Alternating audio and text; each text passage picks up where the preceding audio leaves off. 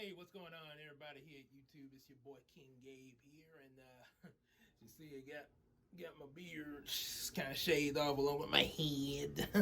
So the only thing I left my mustache. I'm regrowing the beard, by the way. So yeah, there's that. So anyway, what we're here for today is to talk a little bit more.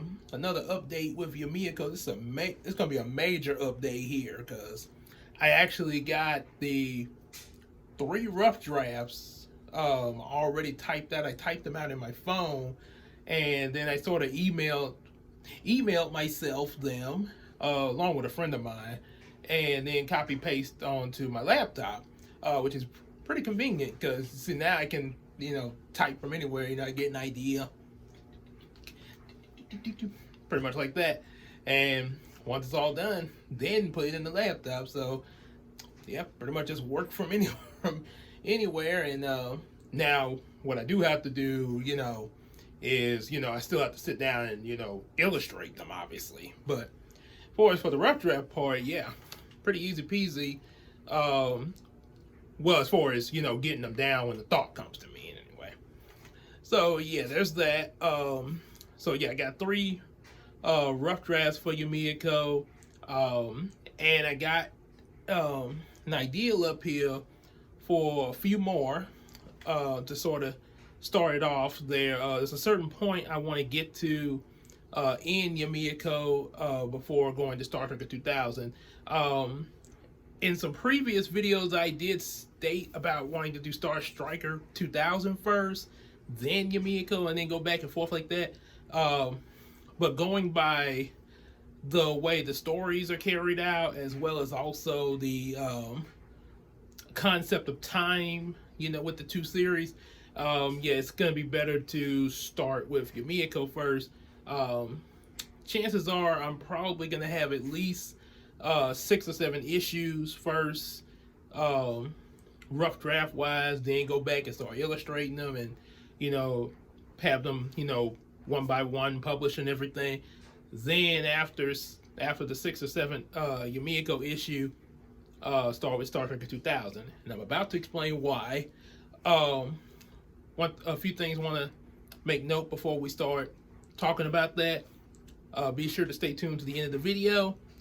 I'm gonna let y'all know what Christina and I are gonna be doing for our next Royal Talk. I did a little promo of it. Some of y'all probably have guessed it just from looking at the clip shown in the promo. But for those who haven't, I will reveal that at the end of this video. Also, if you can see behind me, in my last toy review, I stated that I only had one more toy left available here. I didn't say what it was, but I'm gonna go on and say it now. It's my Yu-Gi-Oh! Dual Disc. So I'll be doing a review of that at some point. But before I get to it, I did manage to get a few other Transformers that I will do first. Then once they're done, and possibly a couple of others that should be arriving in the mail, possibly a couple of others. Then if nothing else comes before that, on with the dual disc. Might even possibly do some deck reviews, which can kind of count in the same category as toys, somewhat. So, yeah. So these are the new Transformers. We got Sweeps here, which is a boat. I think like a battle cruiser boat, but technically a boat. I'm on a boat. I'm sailing on a boat. Or as Bugs Bunny say, someone's rocking my dream boat. Someone's invading my dreams. While we were sailing along, peaceful and fine.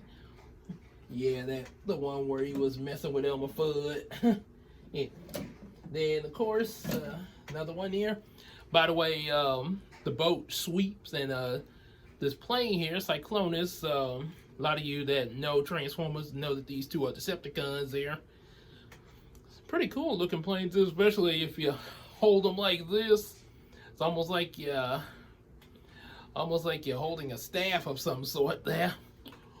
Boy, the power of Grayskull. Anyway, a little random moment there. And one other,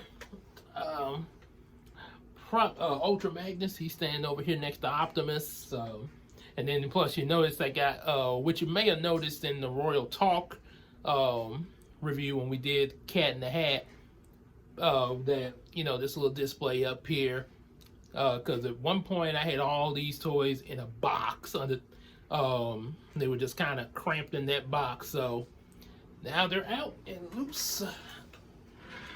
Yep. Ultra Magnus right here. Yep. So we'll be here. So you'll be hearing about all these guys. Autobot, of course. So you'll be hearing about him and those other two I just showed.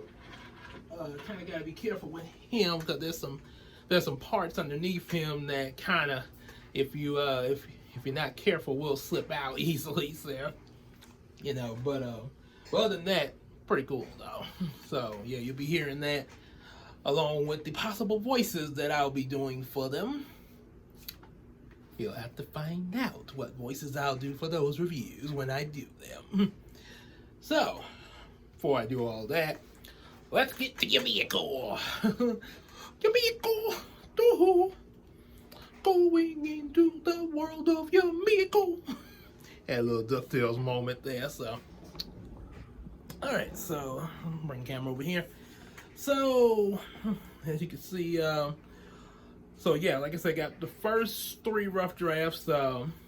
First 2 are titled From Reality to Imagination, which indicates 2-parter. Part 1 is issue 1, issue 2 is part 2. And then the third issue is called a Hat Crisis. Yeah, I have to, I'll get to that. There's an explanation for that. So let's start with the first one. So first issue, gonna be scrolling down as I explain it on my laptop here. Yeah, see. Just don't have it in the shot, so. Yeah, so first one starts off as you probably heard in a previous video, have Brownie and his friends. He's got which were also shown in another video, one of my character updates, where I had the designs of how they look there. I'm gonna try to remember to put some of my previous Yumeko video, put links to them, like some of the character ones, and possibly a few others there. So there's gonna be a few links in the description box for you to check out some previous Yumeko videos, sort of kind of get you update, you know, just in case you're checking this one out and you ain't seen nothing else. Say this video just popped up and you wonder, what's Yumeko? So we gonna have a few links. So anyway, we start off, and yeah, I'm looking at the screen. So start off where Brownie and his friends, Gerald the Gator, Gerald Miller, who's a gator, Billy Webster, the penguin, Emily Lynn Diego, the cat, Billy Webster, the penguin, Dashtail Evans, squirrel, and of course Brownie B. Brown, you all know, is a dog there. So, and Anna Rosefield, little pink bear. So yeah, all these are, of course, plush toys, of course, that have, you know, got a life of their own, and it's explained why in the series. So they're in their fire truck spaceship, out on exploration, but suddenly they get attacked by Ramon Labar, who is inside of a devil head shaped spaceship. And so there's this whole space battle going on. The sort of like this. I know it's a boat, but it's just a little example. Never mind, that's all right.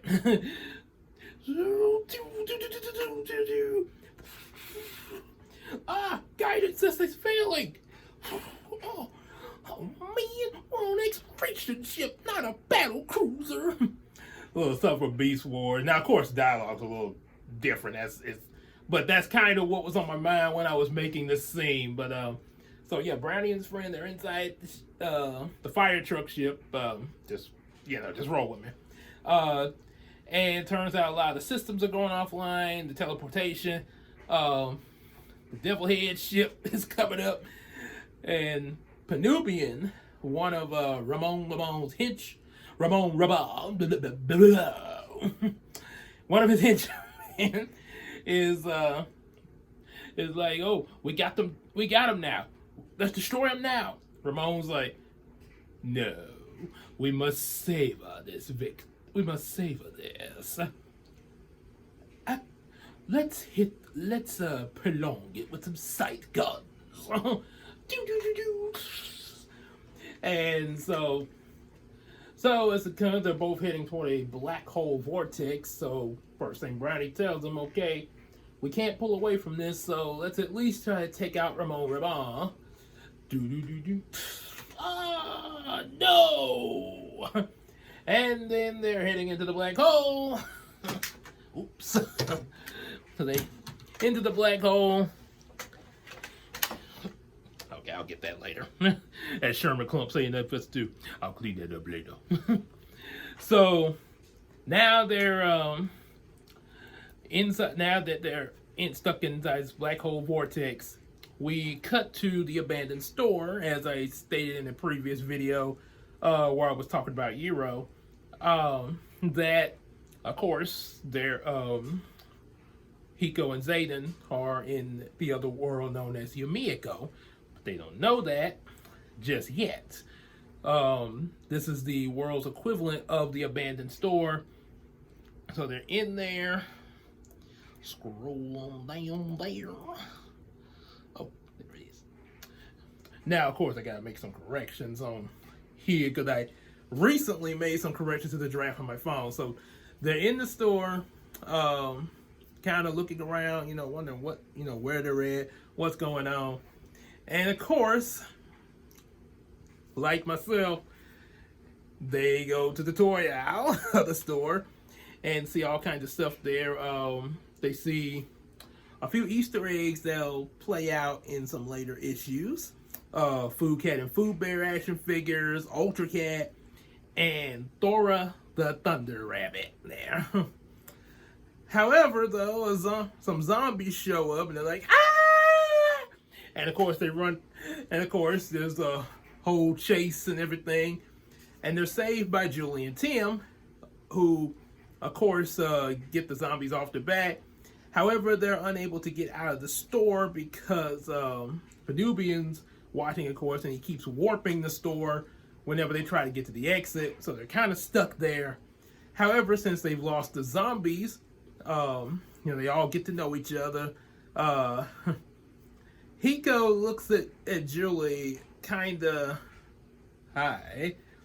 But the reason why, because he's mistaking Julie for Naomi, since her and Naomi kind of look alike, and being that both Naomi and Julie are characters that my play sis Casey came up with. This was actually a reference to when Casey and I first met each other back in summer school before going into high school. What happened, I had just started watching Yu-Gi-Oh! At that point, but I didn't understand the show. But I, for some reason, kept watching it, and probably didn't get a hold of the names too well until after I started understanding the show. So I noticed that Casey looked a lot like Taya from the show. But when I addressed that, I said, "Hey, you look a lot like this brown-haired girl from Yu-Gi-Oh!" "Oh, you mean Taya?" I get that a lot. And it kind of went from there. Next thing you know, we're into Yu-Gi-Oh! So, yeah, this is kind of a reference to that. The fact that Julie and Naomi kind of look similar to each other. However, Hiko kind of daydreams to himself about Naomi for a moment. Julie kind of snaps him back to attention. And, of course, he explains, I thought you was Naomi. Oh, is she prettier than me? Well, of course, Julie's just kidding around there. So, and of course Zayden tries to flirt with Julie, like, hey, how you doing? Ugh. And because of course her name is Julie, he has to make a Romeo and Juliet joke. Typical. So, what happens then? More zombies show up with these cash registers that fire exploding coins. So Julie actually is able to once again kind of defend them temporarily because she has a couple of swords armed on her there. Then they escape to the freezer aisle and they're trapped. And it's there where we get a revelation of Hiko's magic powers. Hiko thinks to himself, I wish we could, wish there was a way we could just freeze them like the ice cream in this freezer. All of a sudden, all the doors of the freezer are open, and ice cream stores just hitting the zombies there. I think I'm actually just gonna go off memory because I was gonna look at. I was intending to look at this as I was explaining, but now I'm just gonna go off memory here because trying to scroll.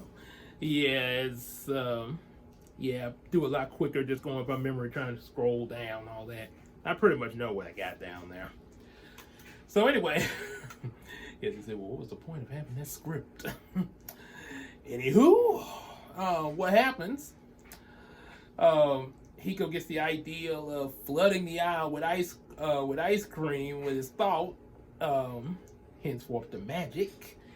And the tidal wave of ice cream not only washes out the zombies, but also washes him, Tim, Julie, and Zayden all the way to the hardware department. I think that's what his hardware store, the hardware department of the store. And the whole and something just came to my mind when I mentioned tidal wave of ice cream. Any of y'all seen Sponge Out of Water? Remember when that scene when Patrick was showing his powers, like Mr. Super Awesome. Trying to think, what did they call Patrick? Mr. Awesome something, and he was like,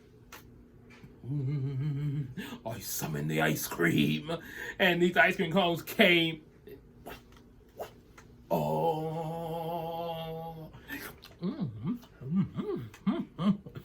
Maybe we should have picked a different superpower for you. But then the second time he did it, justice is best soft served. Oh, and this whole field of ice cream cones. It's silly, but it kind of looked epic in that scene. Epically silly, but funny though. And then of course Burger Beard and Tony, which pretty much Captain and pretty much Antonio Banderas the pirate, or Captain Zorro, send the ice cream right back at Patrick. So anyway, back on topic. So after they end up in the hardware department, Penubian shows up and like, wow. If it isn't Hikoji Makaro. How do you know me? I know you because you have an association with the arch nemesis of my boss. I sort of imagine Penubian talking like Steelbeak from Darkwing Duck, the 90s series.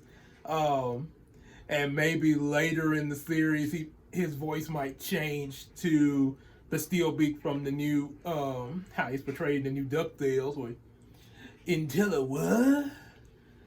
Oh, what you have there is a smart rat ray. Oh, why did you just say that?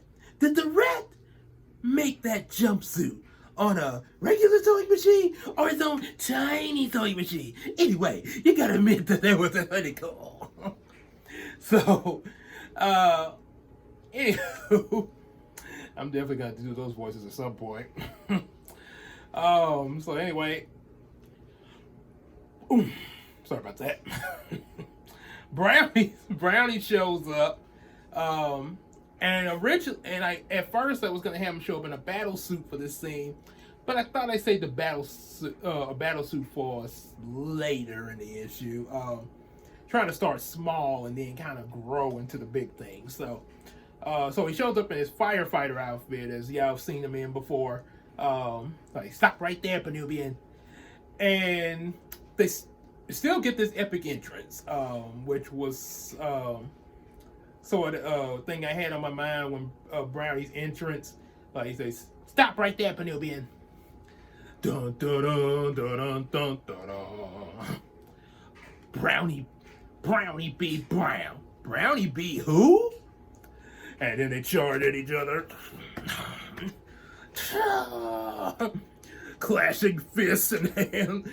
The thing that was on my mind with that scene was Optimus Prime and Megatron and Transformers Armada when the scene when the kids were trying to get away with that mini-con and Megatron's like, you have something of mine and I would like it back. You have been warned. Stand down, Megatron.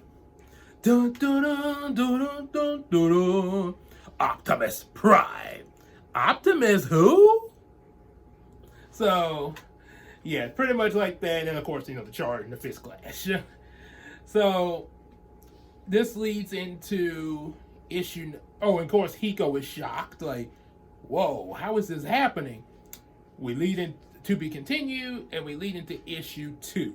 So that's the big difference. At one point, this was all going to be one issue. Stuff in the store, Brownies fight, and then they escape. But I sort of added a little bit to it to make it into a 2-parter. Because some of the scenes in trying to make it one issue was kind of being rushed. So, and then plus I even had some more stuff in there. There was zombies and skeleton. I think no, it wasn't skeleton, but there was super zombies though, and yeah, it was kind of packed and rushed. So I sort of padded out. So issue 2 began. You get your fight between Brownie and Penubian using firefighter equipment, of course, and eventually they do escape Penubian, and they get to Brownie's fire truck, drive off. Penubian's like, I'll get you next time, Brownie be proud. Oh wait, that's not the voice I was talking in. I forget. So they drive off. Brownie explains to the actually as they're driving, they're wondering, about Brownie. Hiko explains that he got Brownie as a plush toy when he was 6 from his grandparents, Big Pop and Granny, which is what I call my grandparents, Big Pop and Granny. And yes, also, just like how Hiko received Brownie around that age, that was the same age I received Brownie. Of course, Brownie did not have the body that he has now, though. The ones that you've seen in the videos and stuff. That was a different, he was in a different body back then. That was a lot smaller than the one he had. I don't have it with me right this second. I don't feel like getting up to go because I'm recording this video. But maybe in another video I might show what he looked like before show you what his old body looked like. So, but anyway, I'll show you that another time. So, yeah, he first received Brownie then, along with a basket of other plush toys. And that's, of course, was Dashtail, Anna, Emily, Gerald, and Billy. Hiko got to name them. This was also similar. That's actually the same way I got Brownie from my grandparents in real life. He was with some other plush toys in a basket at my Big Pop and Granny's house back when I was in elementary. And Emily was in that basket with them as well. However, there were some different plush toys than the ones in the book, though. But over the years, a lot of them have gotten kind of given off here and there. So the plush toys that I have now, that's the ones that we're riding around. So anyway, so yeah, he explains that as far as how Brownie and his friends are alive, as well as other stuff going on, imagination and dreams, which is how this world Yumeko works, as explained in my Euro video. So they get to Brownie's house, and we're actually going to see his mother. She welcomes them in. They come inside. We see Melina, the other character that Casey made for the series. She's in there, and also Naomi. Melina is actually awake, and what Brownie's mom explains is that Melina and Naomi both just appeared nearby the area. Melina they were both unconscious when they, well, not unconscious, but they were both asleep when they appeared. Melina has woken up just as everybody's, coming into Brownie's house, greets them and all that. Hiko goes upstairs and finds Naomi still asleep in one of the guest rooms. And of course, seeing her asleep, first thing comes to his mind is a Sleeping Beauty fantasy. Perhaps if Hiko kisses her with true love's kiss, she will awaken from her slumber. At least that's what he thinks. But he kind of gets a little nervous at the thought of doing it, though. And well, apparently Naomi awakens, which this leads into issue 3, the Hat Crisis, where all of a sudden she's in a panic. Naomi's in a panic due to the fact that her surroundings in this guest room look nothing like her home, as well. Look nothing like her room at home, and this is one thing I actually have been. I've researched this a little, probably a little bit there, but I learned a lot more from actually hearing it told to me, as well as probably seeing it. But yeah, hearing it told to me from Nicole Parrish. Yeah, there's a few videos with her on the channel, opening a couple of the packages. Definitely check her out for information about autism, being that she is autistic herself. So there's a lot that she can tell you about how forms of autism from her self experience, and she's also who I've been really getting a lot of the ways that I've been writing into Naomi's character in order to get the autism part right. So I don't end up having somebody like, oh, you didn't write that right. How dare you insult us? Yeah, I don't.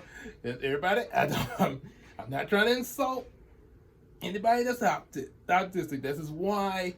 That's one of the reasons why I watch Nicole's videos a lot, to make sure that I'm doing this right. And if there's something that as I start putting the stories out, if there's something that may not seem completely right,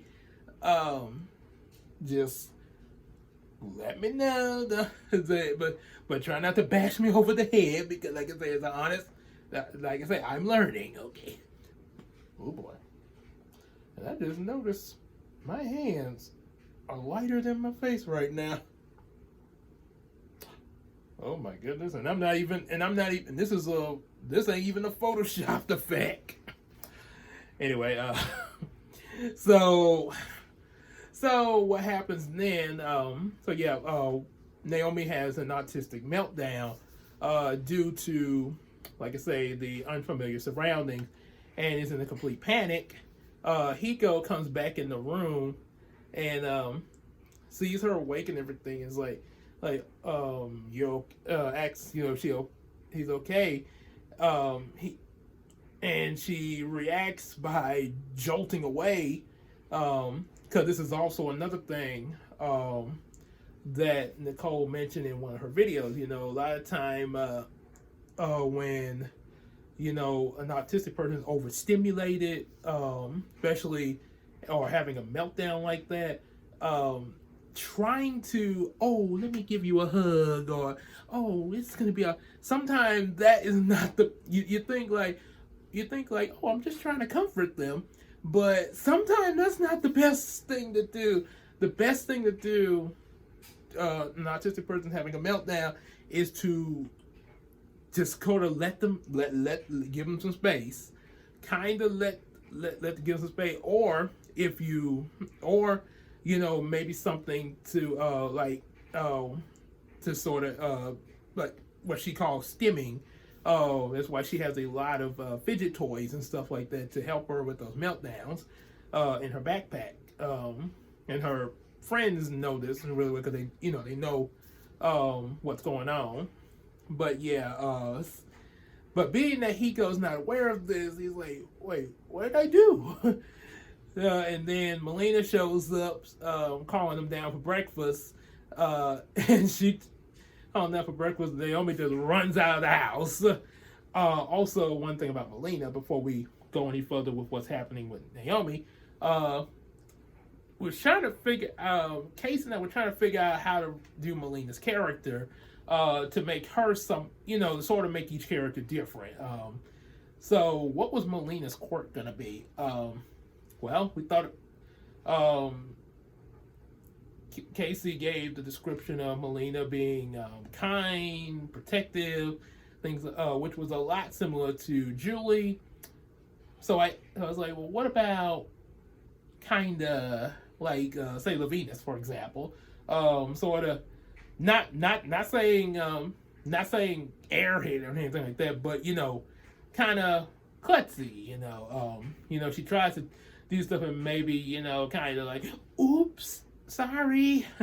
So that was kind of a little something we decided. So ran that by her and just like, okay. So that's gonna be kind of a thing with Melina. She tries to actually fix breakfast during one of the scenes and accidentally spills some eggs on Zayden. Like, ah! And then she tries to shoot some water to cool him down, and accidentally the water accidentally goes on the floor and he slips and falls to the cabinet. Oh boy. And also Brownie's grandparents enter while breakfast is being made. So yeah, it's gonna be Brownie's mom and both of his grandparents there. Turns out his grandparents have been away on a honeymoon trip, and they're just now getting back. Yep. So there's that. So back with Naomi, she's ran out of the house. Hiko goes after her to try to still trying to try to catch up to her. And when he does, they're in the Barnhart Forest. By the way, if you missed the last video, the city, the home city that they're in, where Brownie's house is located, is Barnhart City in this Yumeko world. So now they're in the Barnhart Forest, and Naomi is suddenly calm. She's just really, at peace. The forest is calming her, and to the point where she starts dancing, probably picturing some music in her head there. But then again, who hasn't? I sometimes have music going on in my head. Music and sometimes TV episodes and movies and all in my head when I be at work. So not too different. So yeah, she has that, and the whole her dancing to the music in her head was another thing that I saw with one of Nicole's TikTok videos, where which you probably see this on the channel too, Beast Wars be jamming. Yeah, where I had in the little square you'll see Nicole dancing. I think she called it stemming dancing or something like that. And I had Black Arachnia Silverbolt dancing with her. With a little I don't know what the song was, but I know it was in Spanish there. But it was a pretty good little jam, though. So, yeah, that's going on. Hiko has another fantasy of them as Cinderella and Prince Charming. But then it's broken when a monster hat shows up. This is why it's titled A Hat Crisis. So the monster hat attacks, and Hiko quickly gets Naomi, quickly picks her up to get her away from the hat and takes off in order to try to get her away from the hat. And while Naomi's not completely sure what's going on again, she doesn't go into a meltdown like she did the last time. She actually because she does know Hiko. She doesn't like know him, but she knows him. So like as Steve Harvey said about Michael Clark Duncan, God rest his soul, when he's like, I had Mike on the show, so we wasn't cool, but we just cool. I had to see, I've talked to him a few times. Yeah. So they are, the hat's in pursuit of them. Penubian shows up. However, they're then both saved by Brownie, of course, who fires he arrives in his fire truck, firing the water blaster at the hat. Penubian comes and he's like, "How dare you!" And Hiko then uses his magic again, like he did earlier in the store, to make the hat thread unwind and pretty much attack, kind of tangle Penubian there, allowing Brownie to blast Penubian off with another water blast. And issue 3 ends with Naomi and Hiko playing tag together. Yep. So there's that, and also the hat idea, the monster hat idea. Actually, you're not gonna believe this. That idea was actually something at random I did at school once. Back in high school, we was all taking tests, some kind of test we were taking or assignment or whatever. Anyway, I had finished, and I finished early, and we was waiting for the other students to finish. So while waiting on them to finish, I took out my Woodlawn hat that I had, which was sort of a wool hat. I don't know where it's at now, but my wool Woodlawn hat and a pencil, and I started. I put my hand in the hat, and was pretending like the hat was a monster, and I was fighting the hat with the pencil, and no, I'll get y'all. So that's where that idea came from, just that random moment. Yep. So as for the other issues that I do have planned out, that I just got to record down. Issue 4 is going to be a backstory, kind of a flashback issue of how the whole space thing began with Brownie and his friends. Why Ramon is after Brownie's friends. Pretty much because they foiled they foiled his operations on Uranus of kidnapping the Uranian princess, which is actually based off of a story that I wrote as a kid for a Disney writing contest. Brownie goes to space, except the only difference was Brownie was going solo in the original story. But of course, here for Yumeko, he has his friends with him. So yeah, so it's based off of that. Then also ends issue 4 with explaining a little bit about,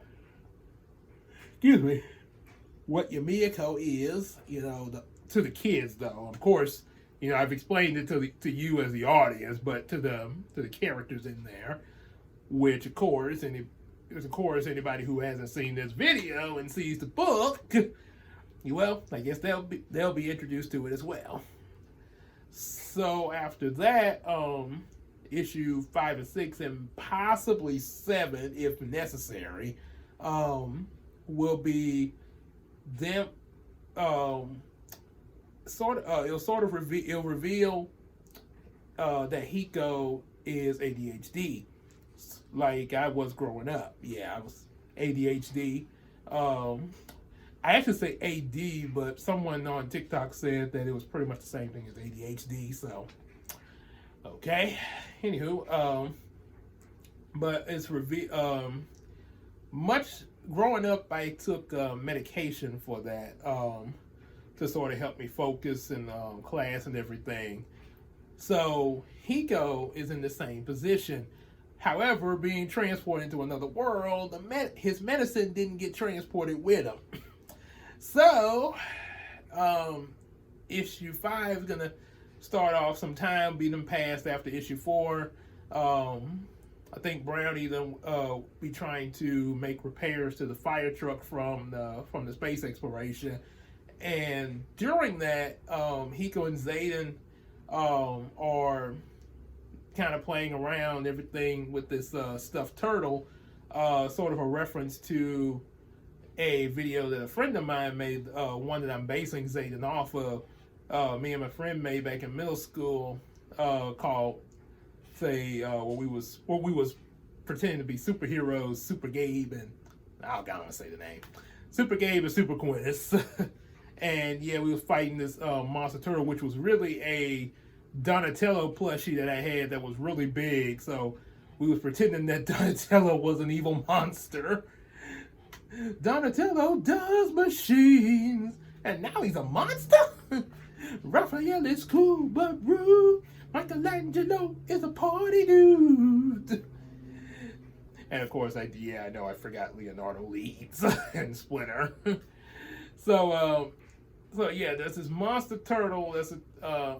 But no, the monster turtle that they're pretending with, due to Hiko will start to get really hyped up, and I will look I will look up a little bit more exactly about ADHD, and then like, well, wouldn't you know about it if you actually are ADHD? Well, there might be just like how they say, with autism, how everybody's different, especially with people that are autistic. You got some autistic people that can be this way, and some that can be that way. So apparently, I guess it's probably the same with ADHD, as far as I know. So yeah, there's probably some things that I'm not quite aware of. So that's why I have to I just want to make sure I have all the facts. But however, this is going to Hiko's going to end up losing control of his magic due to his condition there, because he hadn't had his medicine, much like kind of what would happen to me when I didn't have mine. So yeah, he starts to kind of lose control of his magic, which causes the monster turtle to come to life and start attacking. We find out that Penubian has Billy hostage, because Billy has appeared where Penubian is at, out of the vortex that they were all sucked in. And so we got a hostage situation and dealing with a monster turtle. And then there's the whole thing once they get Hiko calmed down, which would reveal Julie's psychic powers, of course, because she actually uses them to calm Hiko down. Hiko kind of feels bad about what's happened, and sort of kind of in that self-pity state there, until of course Naomi sees what's going on, and then it's revealed, and she reveals to him, which also reveals to the others, that she's autistic, and that she's because of that, her and Hiko are kind of similar, different, but kind of similar with what they're going through because of their condition. So it becomes a real touching scene, and sort of a build-up of Hiko and Naomi's relationship that'll blossom over the series of time, to like what you see in those romantic daydream videos there. So So yeah, there'll be that. So yeah, and that's and then of course after they deal with the monster turtle and get Billy, that's when their journey would start. And with the start of their journey, and by the way, the journey that they're starting is to not only find Brownie's other friends, but also if any other kids that have been teleported into Yumeko, because if Ramon gets a hold of these kids, he could use their imagination to have who have a tremendous amount of power and rule the world, of course. So that's pretty much your starting point with Yumeko that I've got so far, both jotted down and in my head. Once that journey is started, be moving. Then there'll be some issues of Star Striker, and it'll kind of go back and forth. So that's kind of Star Striker 2000. So yep, that's pretty much what I got there, and like I say, that's pretty much it for that. And Teen Wolf is going to be the next Royal Talk that Christine and I will be doing. So we actually we hadn't recorded yet, but we do have the notes. We actually looked at the first Teen Wolf movie. We got the notes down. We're also going to do Teen Wolf 2, and we just gotta watch through it and take notes on that movie. So then a little bit later this week we'll sit down to record that so we can have it up here on YouTube. I'll also have those toy reviews that I mentioned at the beginning of the new toys back here that I showed you at the beginning of the video. So we'll have those, and as I go along in writing Yumeko, there will be other updates and also other little random videos possibly. So till then we'll see y'all later.